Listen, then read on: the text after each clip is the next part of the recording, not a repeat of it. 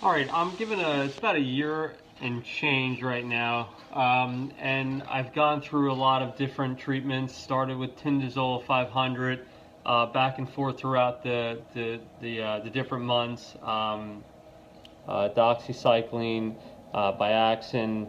I've gone through multiple different pills throughout this process. So I want to share exactly what it is I'm on right now. So like I said, I'm over a year now, and it seems we've made advances to the antibiotics that I'm on.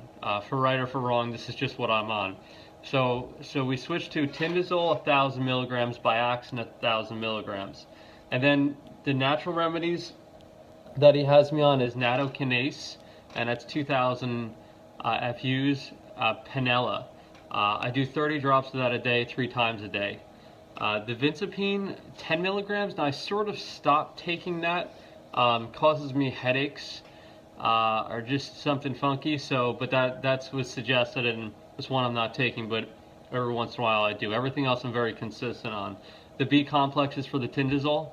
The colostrum is, I guess, for a gut scenario. The Alka-Seltzer Gold with lemon. If you research that, you'll see that there's some effect with Lyme disease. It goes back many years to almost the original book of Lyme disease that someone else pointed out to me. And then the probiotics, the 40 to 50 billion units per day.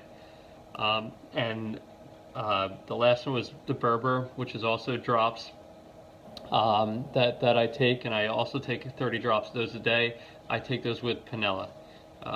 So I'm a long ways in, some change, but still struggling.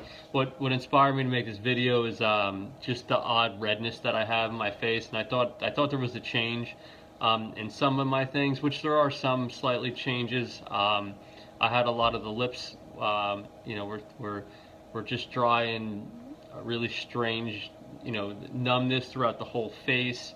Left leg was completely numb, and where it's not anymore now. Still have a lot of the brain fog. My memory it's gotten a little bit better, but it's still something I struggle with. In the beginning, I was putting a lot of my food all over the house and couldn't find anything.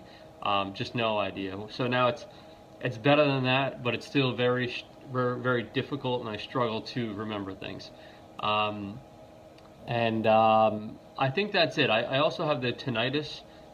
Just to make mention of that, I'm taking, which is nothing to, which who knows if it is, but in theory nothing to do with Lyme disease, but maybe all the medications I've been on. So I did the lipoflavonoid, which is quite expensive because you need to take a gazillion pills, and the bottle runs out every, I believe, 10 days, and you have to do for 4 months. So I just switched to bioflavonoid, because the lipoflavonoid it made a change, but not much of a change. So it's about a $400 investment to properly cycle through the lipoflavonoid, and just to see if it actually works. And I'm gonna say it didn't make it worse, and that's about all I can really go for that.